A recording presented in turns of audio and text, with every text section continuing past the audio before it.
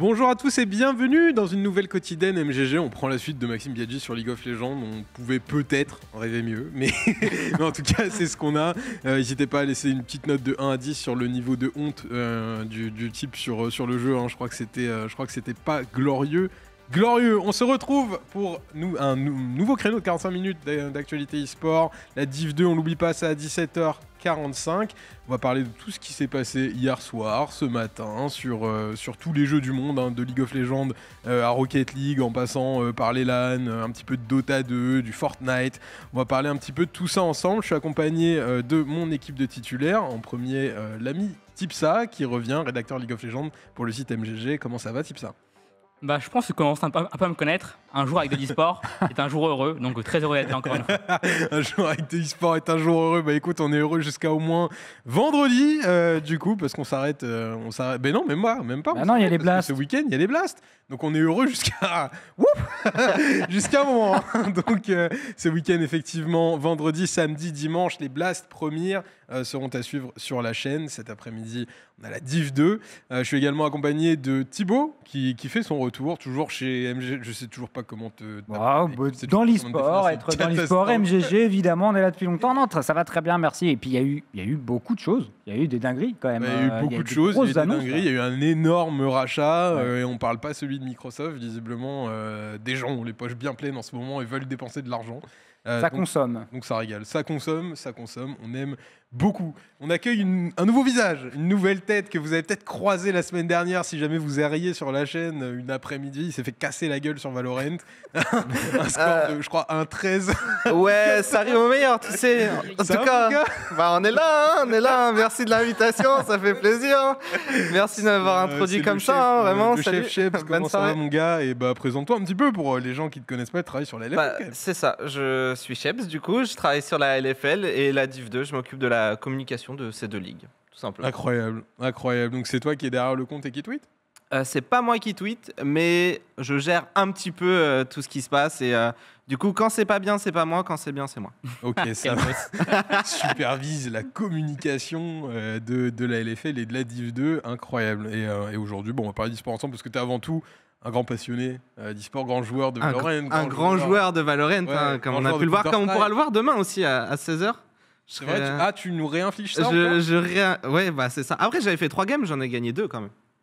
Ouais. Il y en a une qui était compliquée, mais... La première, en termes de pression, t'as vu un petit peu la pression quand même. J'avais complètement la pression, trop de viewers, trop de gens qui me regardaient, pas mon setup, un écran pas 240 Hz, tu vois. Un écran pas 240 Hz. En fait, j'en ai aucune idée, j'arrive pas à voir la différence. Mais il y avait un écran, quoi. Il y avait un moniteur. Enfin. Et moi, j'ai une question.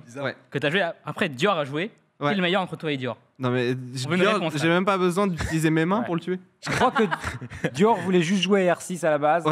Et il s'est retrouvé sur Valorant. En fait, il y a eu un délire parce qu'à la base, on devait jouer à R6 parce que le jeu il est sorti il y a pas longtemps, Extraction. On s'est aperçu qu'en bas c'était 1060 du coup. Du coup, pour faire tourner le game, c'était pas évident. C'est extradé sur Valorant quoi. Mais ouais, écoute, du coup, il a joué à Valorant et c'est vrai qu'il y a eu un sale créneau de 3 heures la semaine dernière où vraiment il y avait un niveau exécrable sur Valorant. C'était pas. quand même joué contre des Immortals quoi. Ouais, t'as joué des Immortals? Oui, c'était contre Immortals tous les 3 games. Non, ça va. En vrai, t'es quand même chaud au jeu et puis tu streams sur ta perso aussi de temps en temps. Ouais, de temps en temps, on essaye, mais pareil, c'est un peu moins catastrophique, mais... T'es à la maison, tout va voilà, bien. c'est ça, on est bien. Je mets quand même du respect sur Sheps, c'est avec lui que j'ai gagné mon premier clash. C'est vrai. League of Legends, donc quand même... C'est vrai. On a gagné un clash, mais haut la main, vraiment. Vraiment, on n'a aucune défaite. Le premier ou le seul, Thibaut? Écoute, le seul pour l'instant. T'as ressorti le Malfit ou... Non, support. Bon, il y avait Yumi, ça joue un peu. T'as joué support Yumi? Écoute, on voulait gagner, d'accord. Au bout d'un moment, mais une bonne Yumi. Une bonne Yumi, ouais. Il y a 2 touches, donc... Bon, après... Dans le fameux showmatch, j'avais Yumi, c'était honteux. J'avais Yumi, c'était pas qu'à moitié honteux. Les amis, parlons un petit peu de Div 2, parce que la Div 2, c'est à 17h45. Il y a déjà eu une journée hier, rappel des résultats. Burger King eSport qui a gagné contre Genius. Ils vont te mettre un procès un jour. Je te jure, ils vont te mettre un procès pour diffamation. Non, pour diffamation. Bon, BK Rock, Gamers Origin a gagné contre Genius. Easy Dream qui a gagné contre le FC Nantes, les JL qui ont remporté leur match contre les PCS. Athletech qui a gagné l'affiche de la soirée contre TPAA. Et Lille qui a vaincu MCES. Tipsa, tu nous as préparé quelques petits clips pour revenir sur cette journée, à commencer par Easy Dream avec un Viego. Ouais, c'est vrai que Easy Dream quand même en 3-0, donc bravo à eux. Ouais. Mais bon, petite quand même condition, parce qu'ils ont quand même joué contre 3 équipes qui sont bas de classement. Après, ils les ont peut-être mis en bas du classement Voilà, aussi. peut-être aussi, ouais. Il n'y a pas eu beaucoup de matchs, donc techniquement, tu gagnes, t'envoies les autres en bas. De toute façon, on verra ce soir parce que je joue contre un gros match contre TPA. Mais là, j'avais envie de montrer un peu Viego parce que quand même Viego, c'est quand même un champion bien équilibré, on va dire. Il prend un quadra kill et tu vois, il tue des gens en forme Viego, mais aussi en forme Jinx, en forme Diana. Donc franchement, je pense qu'un joueur qui voit ça, il est en mode mais c'est quoi comme jeu quoi. Enfin, genre c'est un métamorphe ou quoi, parce que juste il prend 3 champions différents, il tue tout le monde, il court partout et c'est vraiment un peu dégueulasse quoi. Easy Dream qui s'impose au fur et à mesure comme une des grosses équipes de la Div 2, selon toi? Bah encore une fois, moi je reste un peu critique parce qu'ils ont joué les FC Nantes, BK Rock du coup et une troisième équipe. T'as mal dit BK Rock, mais il n'y a pas de souci. Donc je reste un peu, on va dire, sceptique, j'attends de voir un peu la suite. Moi quand même mes poulains ça reste Athletech, donc voilà, force à eux. Athletech qui a été bon hier soir contre TPA et qui eux pour le coup s'imposent vraiment comme un premier de classement en puissance et un potentiel candidat, pourquoi pas, à la montée en LFL. Avant de revenir sur ce match-là, tu avais une petite action des JL à nous montrer. Je sais que j'ai parlé un peu des JL avec Chab juste avant, donc je sais pas si tu as vu le match, mais c'était quand même assez brouillon. Il a des choses à dire, le chef. On ira après, on ira sur ce terrain-là après. C'était brouillon, mais Silam a été élu MVP, je pense qu'il mérite. Il a quand même fait des dingueries avec Sakaïsa. Donc encore une fois, c'est pas parfait, c'est beaucoup un peu de bagarre, mais aussi on aime ça en Div 2. Donc ça nous rappelle un peu nos solo queue. Mais à part ça, au moins ils jouent ensemble. Des fois ils int ensemble, mais au moins c'est une vraie équipe, un vrai collectif. Et j'espère qu'ils vont encore faire des belles choses ce soir. Chris qui nous dit une jolie chemise de la part de Shep, je suis tout à fait d'accord. Merci. Moi je la trouve exceptionnelle. Hein. Je l'ai acheté avec lui, donc c'est pour ça. On a été faire le boutique. Ah mais c'est Tristan. Mais oui, c'est Tristan. Mais bonjour Tristan, quel frère. Mais ouais non, très très jolie chemise, je l'aime beaucoup et j'en suis un petit peu jaloux. Je crois que c'était pour moi au début, j'étais prêt à accueillir le compliment avec joie. Il y a eu la fin, bon c'est pas grave, ça sera pour t'as ramené ta chemise du repas de Noël aussi. Écoute, voilà. C'est trop, tu t'es mis en mode réveillon, c'était ta chemise du lancement de la chaîne, on l'a vu. Je voulais juste partager ce moment avec vous. Ouais, non, mais elle est très jolie également. Mais ma préférence irait plutôt du côté de Shep Shebs, JL. Les JL, Manati, tout ça. On va commencer par le positif. Silem, incroyable, il a fini à 17-1. 17 kills dans une ligue, une ERL comme ça, c'est énorme. C'est un peu ton pote, non? Ça compte pas trop là. Silem ouais. Non, ça va. Enfin, on se parle. On a parlé. Moi, j'ai senti. Non, mais on parle au Média Day, mais après, on se parle pas. J'ai senti un certain lien pendant le Média Day. Je l'aime bien. Certaine proximité. Non, ouais, un peu. Mais non, en vrai, Silem, non, vraiment trop fort. Par contre, faudrait qu'il pense au flash. Le flash n'est pas forcément agressif. Il n'a fait que des flash-in. Il n'a pas fait un flash-out de toute la game. Que la bagarre, c'était pour faire un kill. Chaque flash, c'était un kill. Après, pour revenir à Manati, j'ai trouvé ça très difficile. Il joue une Nida jungle. C'est un perso où, normalement, sur le farming, t'es grave devant. Tu peux out-jungle le mec en face. Et finalement, c'était pas du tout le cas. Dans sa partie, il a été derrière au farm. Les PS sont super bien joués en vrai, parce que c'est pas facile à jouer une équipe comme les JL, hein, mine de rien.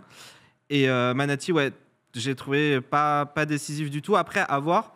Pour moi, c'est un très bon joueur de solo queue. C'est un joueur attendu, Manati, parce qu'il a quand même de l'expérience. C'est quelqu'un qui. Ancien top 1 ladder. Ouais, c'est ça. Et en fait, justement, je sais pas si le fait de faire 30 solo queue avant de faire ses matchs aussi, ça peut aider. Parce que Manati, on le connaît, il adore ça et il enchaîne. Et le soir, des fois, on le sent peut-être un peu fatigué quoi, par rapport à ce qu'il a pu proposer avant. Et puis il a vécu une année un peu infernale l'année dernière avec LDLC.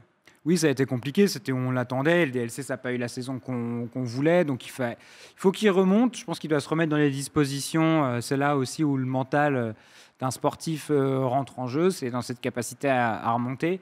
Après les JL c'est une belle entrée globalement, ça on se rappelle, hein, si on compare beaucoup avec K-Corp, on s'attend un peu à un effet JL comme on a eu un effet K-Corp, et il ne faut pas oublier que quand la K-Corp est arrivée en Div 2, ça n'a pas tout de suite été le rouleau compresseur qu'on connaît aujourd'hui. Ça n'a pas tout de suite été l'équipe qui a tout remporté. Ils sont montés aussi en puissance. Ils ont aussi appris. Donc, ça va être normalement, j'imagine, pareil aussi du côté JL. Ça va aussi, le projet va monter. Le but pour eux, là, je pense, c'est vraiment de réussir à accrocher ces up and down. Et à mon avis, ça devrait être OK, normalement, après ce qu'on a vu de ces 2 premières semaines. Ouais. Après, ça reste quand même une des plus belles équipes sur le papier, type ça, non?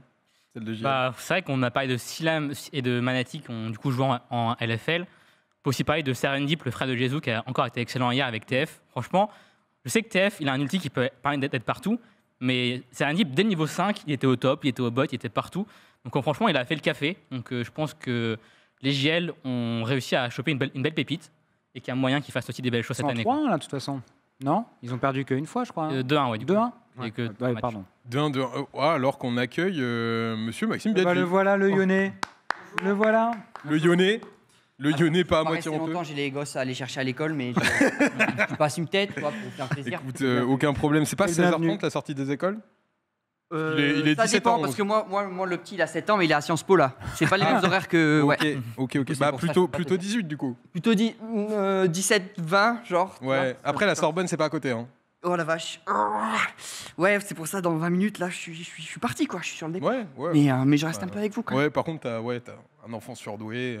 Oui, bah... Son père. Voilà, j'allais dire, il vient de... On sait d'où il vient. Ouais. Tout simplement. Les chiens ne sont pas des chats. Exactement. J'espère que cette émission se passe bien et que je ne vais pas y marquer un coup d'arrêt. Écoute, on parlait de la division 2 de League of Legends et Tipsa. Tipsa, tu voulais nous parler du match TPA Athletech également? Bah, je pense que c'est quand même le choc qui était attendu. 2 équipes qui étaient en 2-0. Et quand j'ai vu la draft, j'étais un peu horrifié. Parce que... Horrifié. Parce que juste pour toi, Maxime, toi qui joues Lyonnais, Oui, bien sûr. qui est le champion le plus cancer du jeu? À part Lyonnais? Ouais. Le plus cancer contre Lyonnais, tu dis? Non, en général, tu vois. En général, pour moi, c'est Yumi. Je vois pas de quoi tu parles. Ouais, je trouve un peu difficile. Je trouve un petit peu difficile. Quel poste il est? On va dire en mid lane, un mage un peu cancer. Un mage un peu cancer Qui a en un chapeau. Ah, Veigar. Ouais. Ah, mais... En vrai, Nafkela, belle surprise. Il joue Vel'Koz, il joue Veigar, il joue des champions vraiment qui sont pas dans la méta. On va voir la draft. Hein. Ah, mais ça, c'est. Par contre, tu vois, un Veigar en compète, moi, je dis respect. Hein. Ah non, mais C'est respect, le deuxième en Div 2. Hein. Ah, respect, Ouais. respect. Que déjà, quand tu le vois en solo queue, tu doutes. Oui, déjà, tu dis bon. Franchement, t'as un Veigar en solo queue, tu dis t'es Ouais, pas t'es- super chaud, tu vois. Mais du coup, il a plutôt bien joué. Et tu vois, genre, quand il avait son sort niveau 5 au niveau de la cage, il venait une cage, il y avait 7 secondes de cooldown. Il y a vraiment une perma-cage. Et ça a vraiment, on va dire, lock la game. Et ça l'a rendu assez compliqué à jouer. Mais Athletech ont quand même réussi à gagner. Et je pense moi, je mets une pièce sur eux pour la victoire finale fin du split. Ouais. Très belle équipe que celle d'Athletech. Effectivement, on reste sur League of Legends avec une news en LEC et un transfert tardif, mais qui est arrivé quand même avec Mickey X qui sort de prison. Bah, c'est vrai que Mickey X. Sort pas vraiment de prison, mais... Libéré Vous pouvez pas le dire comme ça, mais... Libérable. Et c'est vrai que G2 a beaucoup bougé. G2 a réussi à vendre Wunder, à vendre Reckless. Mais Mickey X, c'était un peu, tu vois, un peu le vilain petit canard où le petit gros, tu vois, au foot n'arrive pas à le choper. Bah, super. Du coup, Ils sont pas du tout visés en Oh, je plus. le prends personnellement. tu vois. Oh la catastrophe. Je suis choqué. Yes, vraiment. je suis choqué des propos. Type ça, va falloir que tu quittes le plateau malheureusement. Tu viens de perdre ta place de titulaire. Allez, c'est bon, ça dégage. Hein. erreur. Non, mais du coup, personne avait réussi à le prendre ou à l'acheter. Donc on ne sait pas si c'était à cause du joueur qui était trop demandeur ou à cause de la structure qui voulait en tirer trop. Enfin, les deux sont un peu rushés à la faute. Et au final, au bout de 2 semaines, il a remplacé Advien chez Exadisport. Donc c'est vrai que pour Advien, c'est un peu compliqué parce qu'il n'avait pas prévu d'être remplaçant. Déjà, au Summer l'année dernière, il arrivait en cours de saison. Là, il se fait jarter au bout de 5 matchs.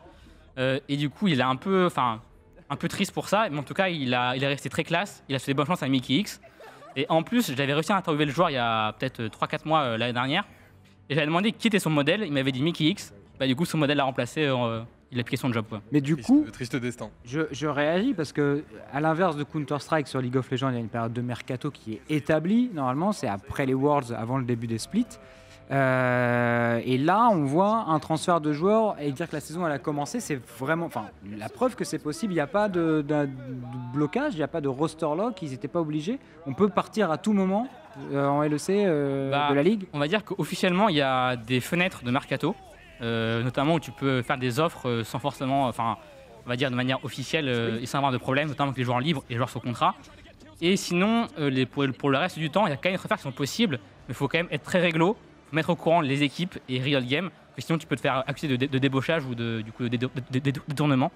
Donc bon, je pense que comme Mikix était sur le banc et que Oslot voulait le vendre, je pense que tout le monde a trouvé son contre et a pu faire que ça soit possible. Quoi. Oslot qui a tweeté, Carlos, le boss de G2, qui a tweeté que tous les joueurs formeurs avaient enfin trouvé une grande équipe et qu'il était très content et qu'on pouvait clore le chapitre. Ouais, les gens se sont rigolés de dire grande équipe en mettant Excel. Mais... Ouais, voilà, j'allais dire, c'est Excel quoi.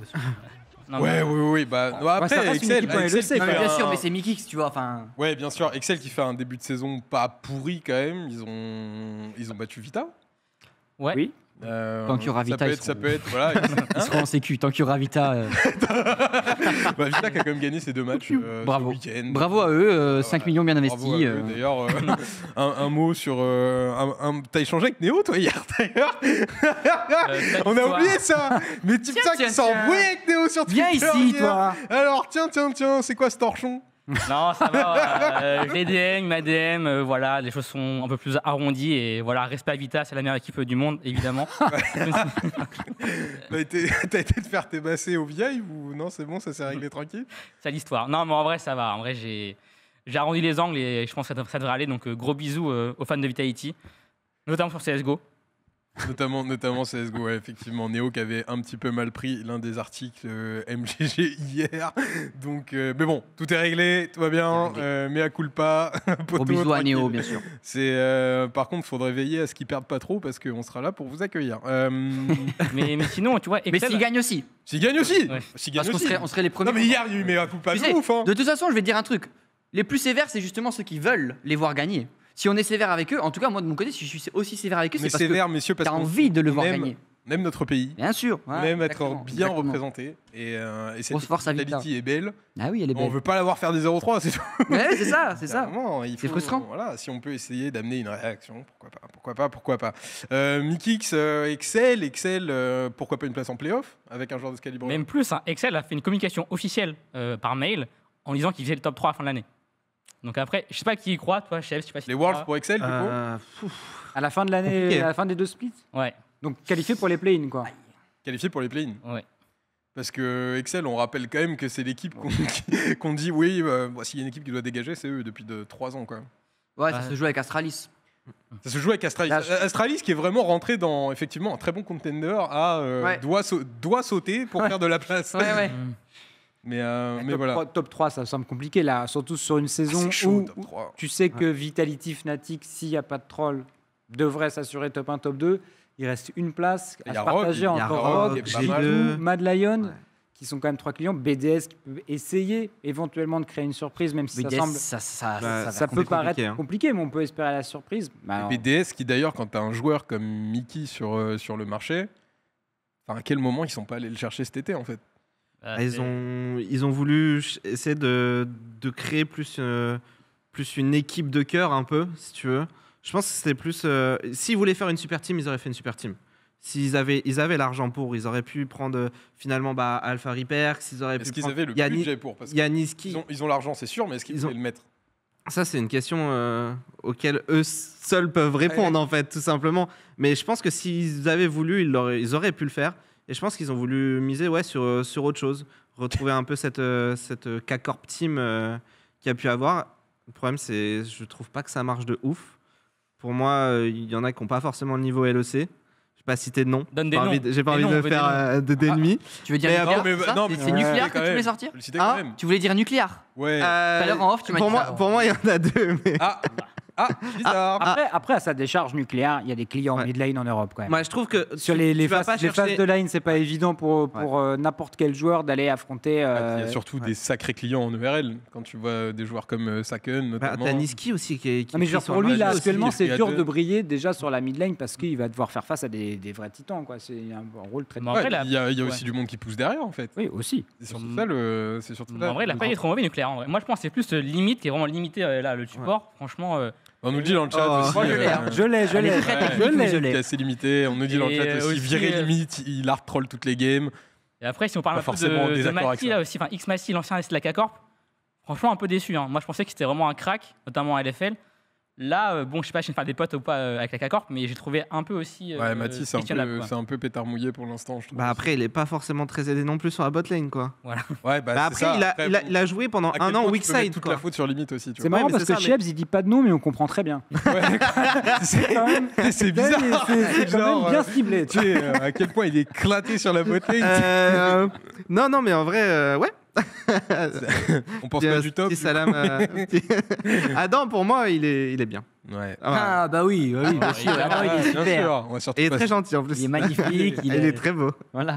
Adam, on avait une petite interview hier, si jamais vous étiez là, type ça qui a interviewé Adam depuis son lit avec son chat. Pour revenir sur Excel, vaut mieux qu'il vise de faire le un tableur, 3, quoi, tu vois, le haut du tableur. Le haut du tableau, vaut mieux qu'il parte avec un esprit compétitif parce que ça serait assez dramatique de dire bon bah nous de toute façon on peut pas descendre, on a payé notre slot donc autant rester là quoi. Aim for the star, reach the moon. Et ben voilà. Ah ouais mon gars. Et ben voilà. Et moi je me quitte là-dessus les mecs. On pourrait pas faire mieux. J'y vais les mecs. Allez ciao. Ah tu te casses quand tu veux. Ouais j'y vais, je dois y aller. Bonne émission à vous, je dois rentrer pour de vrai. Bonne émission. Ciao. Salut Max. Ciao Max. Va bien chercher ton fils à l'école. Et on t'aime pas. Il a eu 18 en biochimie. Ça rigole. On reste sur League of Legends avec une news sur le game parce que Riot a désactivé celui qui catalysait un peu l'attention de tout le monde et la hate de tout le monde, le fameux dragon Chemtech qui n'est plus dans le jeu.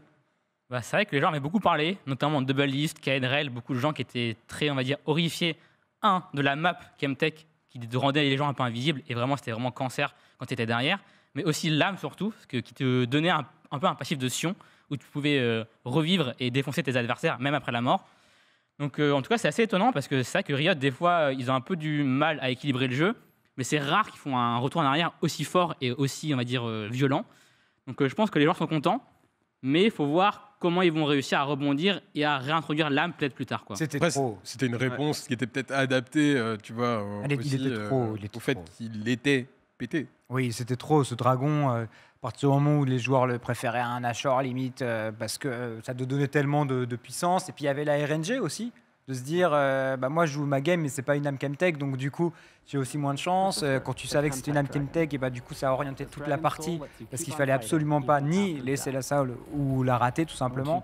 Et même tu disais le fog c'est chiant en fait, même en tant que c'est un truc que tu peux pas le warder avec des wards normales, c'est relou quoi. Après Thibaut, si on a gagné notre dernière game de Clash, c'était parce qu'on avait l'âme Chemtech Je tiens quand même à le signaler, à le rappeler un coup. Je me suis suicidé, j'ai revécu et on a tué tout le monde. Oui, bon laisse-moi rêver un peu, c'est vrai que dans certaines situations on est content de l'avoir quand on l'a c'est bien. Mais en vrai c'est vrai, non mais c'est vrai que ça devenait un objectif qui était devenu inratable. Bon, tous les dragons sont forts et tout ça, on sait que c'est des bonus qui sont importants, mais celui-là en particulier, donc rien qu'à mon échelle de Hello rincé, je me dis pour les pros, ça doit vraiment être une diff de fou, tu vois. Le fog, c'est impossible à warder. Tu sais jamais. Si t'as pas la prio, t'es sûr de te faire gank là-dedans et t'es forcément mort. Ce que tu fais, c'est que tu poses une pink et en fait, les mecs ils la cassent et t'as plus rien à faire en fait, parce que à la limite, ça aurait été un espèce de grand bush où t'aurais pu poser des wards tout simplement, des wards basiques, où tu aurais pu avoir cette petite vision, mais là, t'as pas ça en fait. Tu es obligé de te faire tuer si tu rentres dedans, quoi. Ce qui est marrant, c'est qu'on l'avait pas forcément vu venir. Moi, je me rappelle quand on avait vu l'annonce des dragons, on était plus focus sur le dragon Hextech avec les portails en se disant il y a des TP de fou. Il y a des TP, c'est quoi, c'est nimp, il n'y a plus de prio, machin. Au final, les TP, limite, quand tu le prends, tu flippes de savoir ce qui t'attend au bout du TP, donc tu vas pas vouloir y aller, quoi. Mais c'est ce dragon-là, et à mon avis, ils ont quand même bien fait de trouver le moyen de le rendre plus juste, quoi. Là, plus juste, en l'occurrence, il est même plus dans le game. Donc, mais peut-être qu'on le verra revenir, vous y croyez? Oui, c'est sûr. Je pense que de toute façon, il leur faut au moins ces 2 nouveaux Drake pour garder un peu cette fraîcheur de la saison et la fraîcheur de la saison. Ils vont juste trouver le moyen de revoir un peu le passif, soit moins longtemps, soit je sais pas, soit tu peux pas utiliser tes sorts et que tu fais que tes autos. Enfin bon, ils vont imaginer tout un truc pour rendre l'âme un peu moins game breaker, parce que c'est vrai que le revive était fou, surtout en late game quoi. Quand t'as sur des hyper carry 3 secondes, tu peux tuer 2 personnes quoi. Et t'imagines, t'as l'âme, tu meurs, tu remeurs, Akshan fait un kill, il ressuscite toute ta team, ils reviennent, ils peuvent remourir encore une fois et retuer. Enfin, puis tu t'en sors pas. Faudrait peut-être faire un petit... devoir revenir ou pas? Ouais, mais arrangé. Genre, par exemple, le revive, c'est un peu comme un GA où tu l'as toutes les 5-10 minutes, tu vois. Okay. Genre, pas à chaque fois que tu meurs, par exemple. Ça reste au garage ou... Après, je pense que c'est quand même bien bossé, on va dire, en termes cosmétiques. Donc, il faut rentabiliser l'âme et tout ça, enfin, tout ce qui était un peu visuel. Donc, je pense que ils l'ont dit qu'ils ont pris en compte les retours qui étaient vraiment unanimes, mais ils vont sûrement essayer de la remettre très rapidement, mais avec un passif et peut-être une map un peu modifiée, quoi. Puis Thibaut, j'imagine qu'on le remet parce que sinon pour gagner les clashs c'est dur. C'est ça, mais moi, du coup, qu'il l'enlève pour les pros. Okay, ouais. D'accord.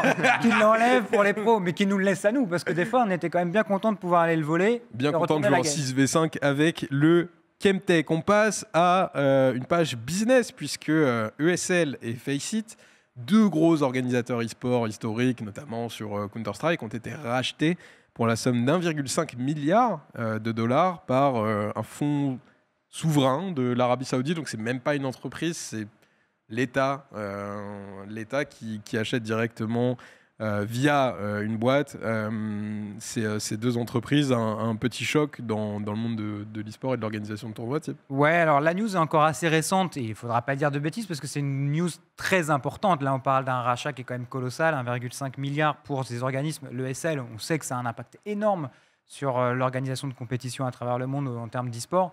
Je sais pas d'ailleurs, je pense même, en tout cas à une époque c'était le cas, c'était carrément eux qui organisaient les European Masters. Riot avait sous-traité à ESL l'organisation des European Masters. On les voit beaucoup impliqués sur tout le circuit Counter-Strike. Ils avaient le ESL Pro League qui était une des ligues principales sur CS, notamment sur beaucoup de circuits, StarCraft aussi. Faceit, c'est la zone de jeu pour les serveurs CS. On sait aussi que c'est un organisateur, c'est eux qui avaient organisé un major de CS, donc c'est très très gros comme news. À Londres, ouais. Exactement. À voir ce que ça va changer, est-ce que ça va ouvrir des portes. Il y a beaucoup de questions qui arrivent avec ce rachat. Je pense qu'on va peut-être manquer un peu d'infos encore pour en mesurer l'impact et puis savoir aussi ce que ça change. Est-ce que c'est juste un rachat et continuer ce que vous faites? Et c'est juste que l'argent, maintenant, nous, on capitalisera dessus. Et puis, dans 10 ans, c'est eux qui gagneront plus d'argent. Soit ça va s'accompagner de changements majeurs, de nouvelles organisations, de nouveaux tournois, je ne sais pas trop. Mais effectivement. C'est un rachat qui peut paraître un petit peu particulier dans un monde où, aujourd'hui, ESL et Faceit dépendent quasiment de très peu de jeux. Ils travaillent avec Valve, notamment, sur Counter-Strike. Travaille avec d'autres éditeurs, je pense à Rainbow Six qui à un moment bossait avec ESL. C'est souvent des éditeurs qui démarrent un petit peu toute cette écosystème. Rocket League aussi, si je dis pas de bêtises, peut-être. À un moment, mais c'est plus le cas maintenant. Tout est internalisé chez Psyonix. Il n'y a pas des trucs mobiles, tu sais, en mode Clash of Clans et tout ça avec ESL, je sais plus. Non, ça c'est pareil, c'est Supercell qui gère, mais il y a sûrement d'autres jeux mobiles effectivement qui doivent gérer de près ou de loin. Mais tu rachètes une boîte qui aujourd'hui est amené à traiter de moins en moins de jeux vu que tout le monde internalise depuis des années. Donc pour moi ça paraît un peu surprenant. C'est simple, surtout que tu prends le risque de te dire si l'éditeur ne veut plus que tu exploites ton jeu parce que vous n'êtes pas entendu, effectivement tu te retrouves avec une activité qui passe à nul. Donc j'imagine que quand on met 1,5 milliard sur la table, on sait à peu près où on va et comment on y va. Donc, c'est pas une situation qui devrait arriver, mais effectivement, ça fait toujours partie des risques là-dessus. Après, ESL, tout comme DreamHack avait réussi à tirer un peu son épingle du jeu depuis maintenant pas mal d'années, où on a vu effectivement ces éditeurs recentraliser leur production d'événements en interne. c'était 2 acteurs qui arrivaient quand même encore à proposer des choses, des compétitions en accompagnement, les IEM et notamment tout ça. Était aussi DreamHack qui est aussi concerné d'ailleurs par ce mouvement parce que DreamHack appartenait au même groupe que ESL et je crois que ça part avec. Hein. Donc voilà. Donc là, il y a DreamHack, ESL et Faceit dans le même panier. Il y a SCA aussi parce que Faceit avait racheté SCA ou s'était rapproché de SCA. Ouais. Oui, donc gros package global. Ouais, c'est un énorme package global. Tout le monde est aujourd'hui sous la même bannière et pour tout ce qui. Après, ils créent une sorte de monopole, le monopole des jeux dont les éditeurs ne s'occupent pas. Ouais, ça part du principe que Valve va toujours décider de laisser libre l'organisation des compétitions à des gens tierces. Ça part de cette promesse-là, quelque part. Et puis tu pars aussi du principe que Valve, à l'instar de Riot, parce qu'il y a effectivement un rapprochement qui peut être fait avec le partenariat Niom, qui avait fait beaucoup de bruit l'année dernière en LEC. Si Valve, pour des raisons éthiques, décide de ne plus s'associer à ESL parce que détenu par un fonds d'Arabie Saoudite, qui a un pays qui a des casseroles de fou sur son actualité, si tu n'es pas d'accord sur l'éthique de ce pays-là, tu peux très bien retirer Counter-Strike des compétitions ESL. Et là, du coup, c'est Boulevard pour Blast, Boulevard pour Blast.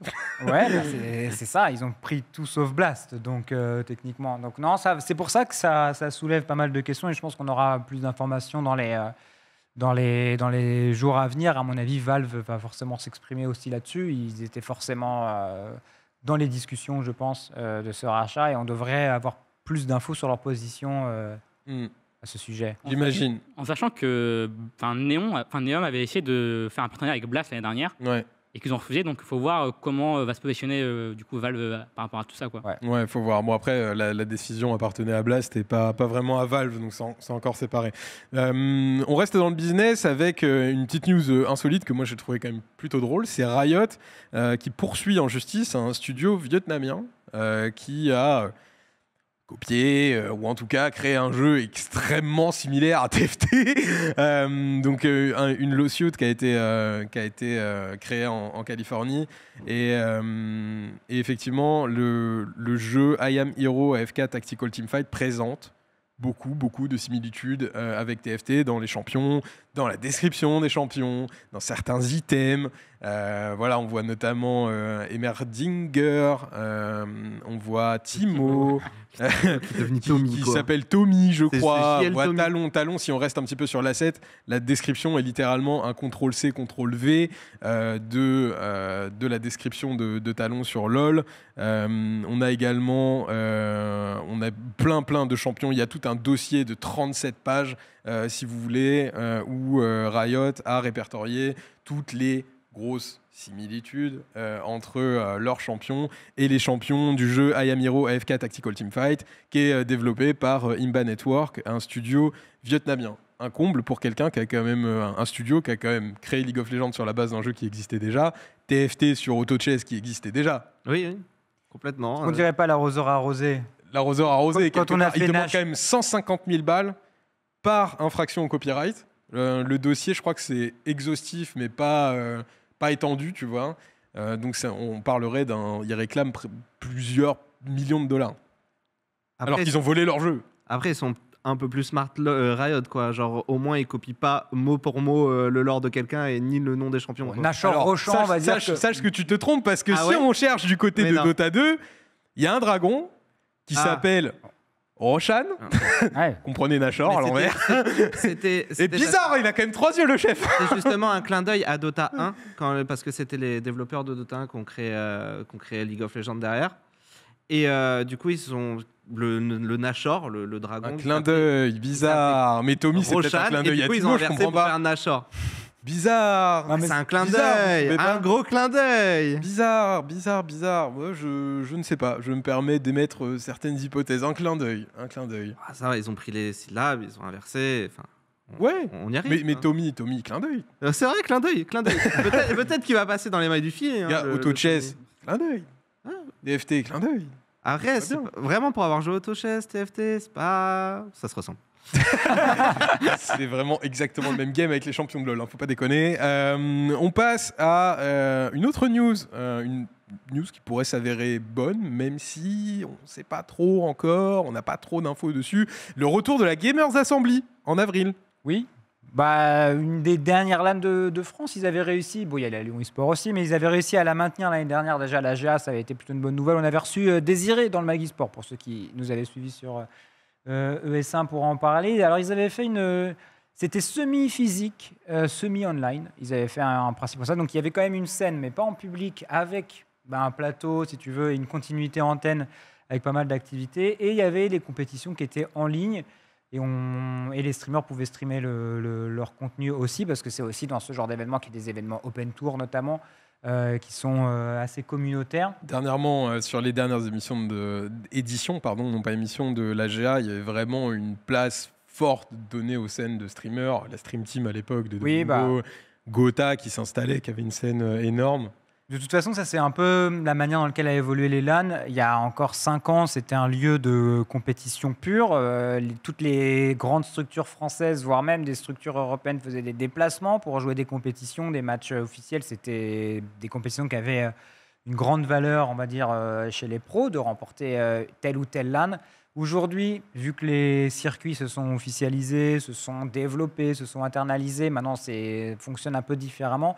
C'est plus dans les LAN que se déroule, on va dire, la grande compétition. Donc, s'il y a eu ce virage un peu plus semi-pro, amateur et streamer, donc là, toujours un lieu de compétition, mais plus ouvert et plus dans l'entertainment, pour dire le mot. Oni qui nous dit que de bons souvenirs de CS à la GA. Oui, bah c'est ça, mais il y avait beaucoup de grandes équipes. Tout à l'heure, on parlait des DreamHack. Les DreamHack aussi, à l'époque, c'était carrément des majors. La première DreamHack.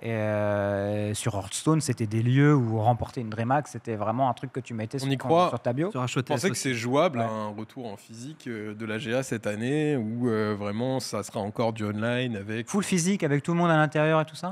Ouais, c'est quand c'est avril. Ou au moins peut-être les joueurs, peut-être pas de public, tu vois. Ouais, c'est avril. C'est avril. Ouais, je pense que c'est trop tôt, avril.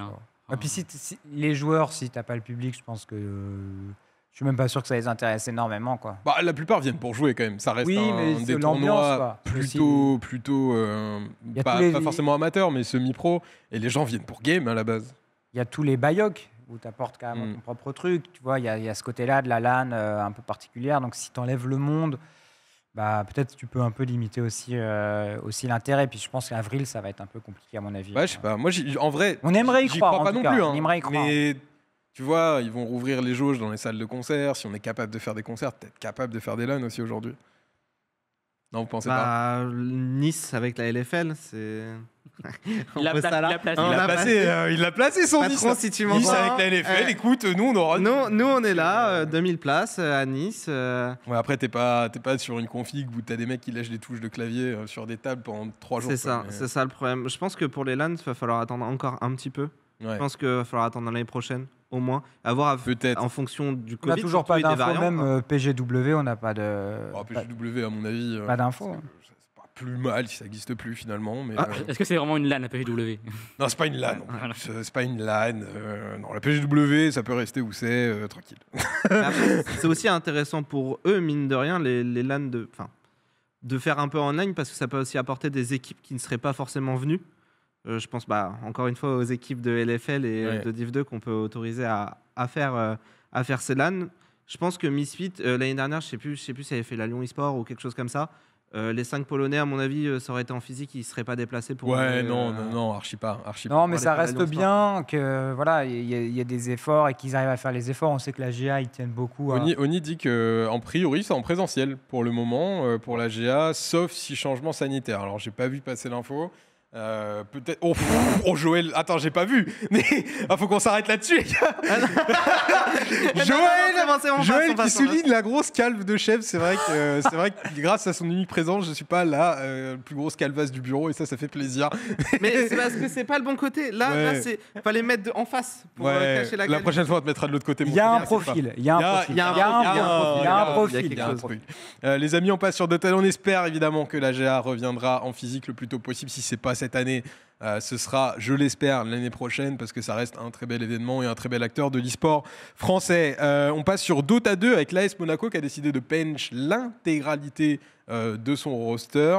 Avant-dernier du tour 1 dans la division 1 du Dota Pro Circuit Europe de l'Est avec une victoire pour 6 défaites. AS Monaco et son association avec Gambit qui a décidé de tèche tout le monde en attente d'une décision sur son futur parce qu'ils sont relégués automatiquement en Div 2. Il faut savoir que Gambit a déjà une équipe en Division 2 et aurait a priori fait son choix. Une équipe qui était plutôt performante au début de l'année dernière mais qui s'est jamais vraiment remis du départ de deux de ses joueurs chez Navi. Donc voilà, Gambit qui devrait faire confiance à son équipe en Div 2 pour pouvoir remonter dans la première division 1 du Dota Pro Circuit. L'AS Monaco, Thibaut, on en pense quoi en e-sport? C'est un peu flou quand même. C'est un projet peu FIFA depuis des années. Ouais, c'est un peu flou. Ça partait sur des bonnes bases quand même.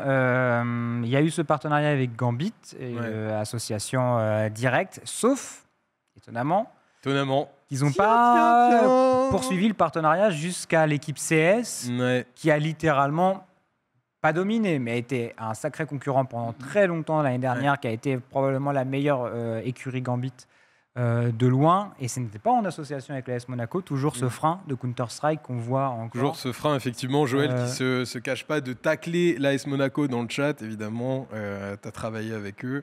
Nous dit toujours des bons choix. Donc, non, voilà, c'est sûr que l'AS Monaco époque Joël, Crimson, quand ils avaient mis en place. Ça, c'était cool en vrai. Quand ils avaient mis en place tout ça, les joueurs FIFA, là-dessus, il y avait un truc. On sentait justement qu'il y avait quelque chose qui était en train de se créer. On voyait des actions, ou même les joueurs e-sport. Il y avait Walid, Teban, Yus Makabil. Il y avait des liens entre eux. On les voyait au rocher. Il y avait quelques petites vidéos et tout ça. C'est les travaux de Joël qui les a forcés à faire sur les réseaux sous peine de leur casser la gueule, j'imagine. Il y a eu une visite sur Ronaldinho. Il y a eu des images comme ça où je crois qu'il avait envoyé des la visite sur Ronaldinho, on va peut-être pas s'étendre dessus. Il y avait plein de trucs qui étaient en train de se créer, ce qui donnait un peu envie de croire au projet. Depuis, voilà, il y a eu l'arrêt. Déjà, il y a eu le départ de Crimson. Il y a eu le départ des joueurs Smash. Bon, au plaisir de BMS, qui a récupéré aussi des joueurs là-dessus.